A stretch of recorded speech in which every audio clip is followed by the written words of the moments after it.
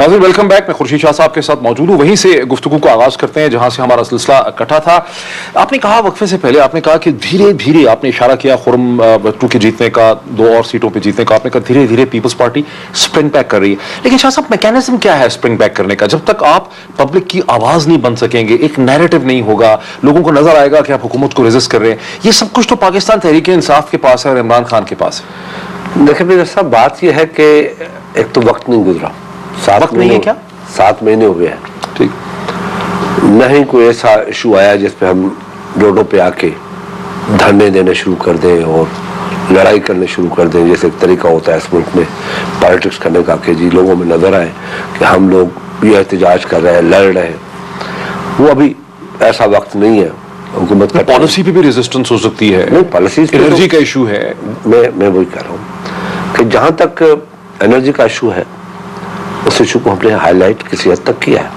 जैसे मियां शहबाज शरीफ साहब ने कहा था, मैंने काफ़ी जगहों पे कहा है और पार्लियामेंट पे भी कहा है कि 6 महीने में अगर मैंने लोड शेडिंग ख़त्म नहीं की तो मेरा नाम बदल देना। हम इसी में कोशिश में है कि मियां साहब का नाम क्या रखें, ये भी कोशिश में, ये भी काम है ना। तो एक बहुत बड़े लीडर है, उसने बड़ी कमिटमेंट की थी। तो इस किस्म के स्लोली ग्रेजुअली चीज़ें आगे बढ़ती हैं। मगर हम ये नहीं चाहते इस वक्त कि जिस हालात में ये मुल्क चल रहा है, स्टेट को थ्रेट्स है, उस वक्त हम रोडों पे निकल के हम ये समझते, पीपल्स पार्टी इस वक्त ये समझती है, क्योंकि हम तालिबानाइजेशन का, दहशतगर्दी का सबसे बड़े शिकार हुए हैं, जो शायद कभी कभी आप अपने सवालात में ये चीज़ महसूस भी नहीं करते और कह जाते हैं कि पीपल्स पार्टी पीछे चली गई है और लीडरशिप नहीं है। यकीनन हमारी लीडरशिप जितनी भी है पीपल्स पार्टी की, वो बाय नेचुरल डेथ में नहीं गई है, नेचुरल डेथ में नहीं गई है। नहीं, इसका तो इशारा हुआ ना मोहतरमा बेनज़ीर भुट्टो या जुल्फ़िकार अली भुट्टो साहब की तरफ। वही कह रहा हूँ, लेकिन कि हम लोग अभी इसी वक्त जब ये इलेक्शन हुआ, जो हमारे पास लीडरशिप थी जिसको लोग एक्सेप्ट करते, बिलावल भुट्टो को या आसिफ अली जरदारी को, आपने देखा कि इतनी बड़ी थ्रेट्स हमें आई कि भाई पीपल्स पार्टी को हम आगे आने नहीं देंगे, और वो कुछ हुआ भी।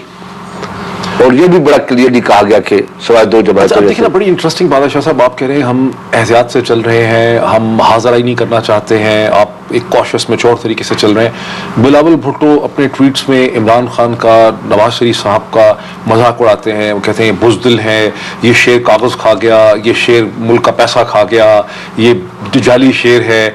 तो ये फिर क्या है? यानी वो लीडरशिप है, ये लीडरशिप है, वो लीडरशिप है, वो क्वालिटी ऑफ लीडरशिप है। देखिए, मैंने आपसे कहा ना कि वक्त के साथ हर चीज बदतर होती जाती है, जज्बात होते हैं। बिलावल अंडर ट्रेनिंग है, अंडर ट्रेनिंग नहीं कहे, मगर पॉलिटिक्स में आने से आहिस्ता आहिस्ता इंस्टीट्यूशन है, बहुत बड़ा इंस्टीट्यूशन है पॉलिटिक्स, उसमें सीखना पड़ता है।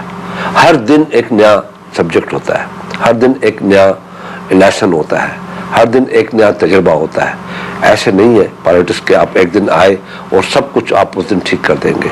अगर अपने आप को असेस करेंगे, आज से 20 साल पहले जो आपने मूव किया होगा, हो सकता है कि आज आप कहते हो कि ये तो बिल्कुल गलत था, मुझे ये नहीं करना चाहिए था, ये सवाल भी नहीं पूछना चाहिए था। जो आज मुझसे आप सवाल पूछ रहे हैं, शायद 5 साल बाद ये कहेंगे यार ये सवाल उस वक्त ठीक। क्या फीलिंग है पीपल्स पार्टी में कि आसिफ अली जरदारी साहब की लीडरशिप की वजह से पार्टी कोलैप्स कर रही है? देखिए, ऐसी बात कोई नहीं है। मैं नहीं समझता कि जरदारी साहब ने, तो मैं समझता हूँ इस मुल्क की पॉलिटिक्स को एक नया रंग दिया है, कोई माने न माने, क्योंकि मैं नहीं समझ, पता नहीं क्या है इस मुल्क में इंटेलेक्चुअल्स को या हमारे जो इंटेलिजेंट शाह है उनको, कि एक शख्स ने इस मुल्क की पॉलिटिक्स को एक नया रंग दिया। कैसे दिया?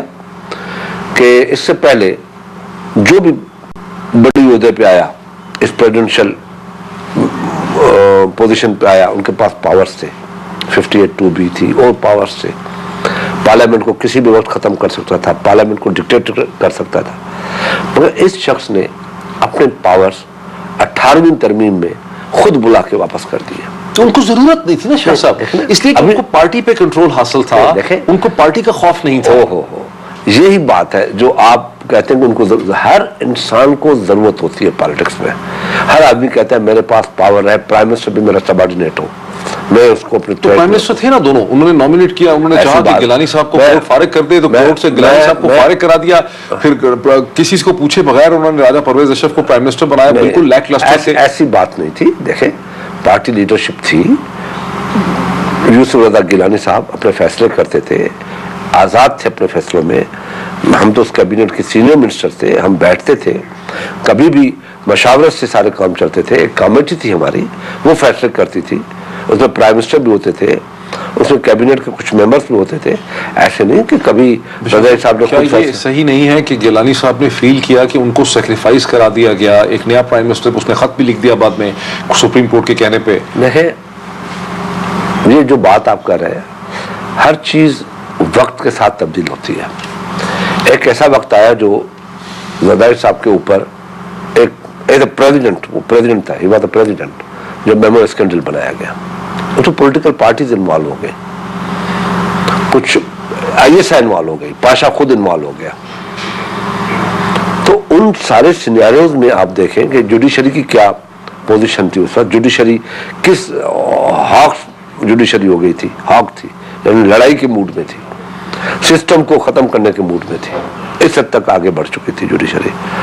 तो इन सारे हालात को अगर आप देखें, उस जुडिशरी का भी कर कुछ नहीं सके वैसे आप लोग।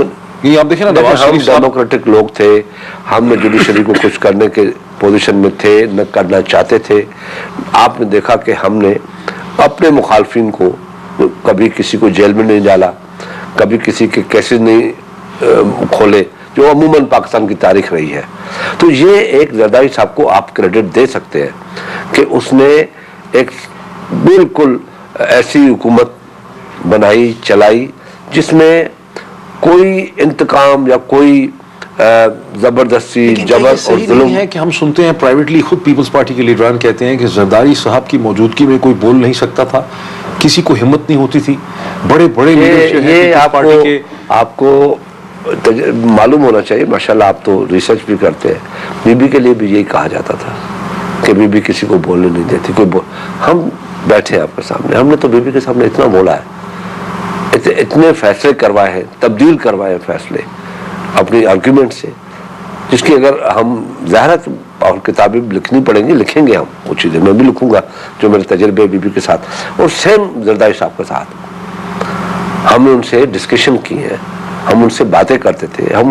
ये जो 18वीं तरमीम में कहीं कहीं कुछ लोग जाके जरदारी साहब को कहते थे कि जी ये तो पता नहीं क्या कर रहे हैं आपके साथ, वो जब हमसे मीटिंग होती थी, उस मीटिंग वो उनको गाइड करते थे, वो कहते ठीक है, आप ठीक है, बिल्कुल सही कहते हैं। शाह साहब एक रुकिए, जरा ब्रेक ले लेते हैं। नाज़रीन एक ब्रेक लेते हैं, ब्रेक के बाद डिस्कशन को इसी पॉइंट से आगे बढ़ाते हैं।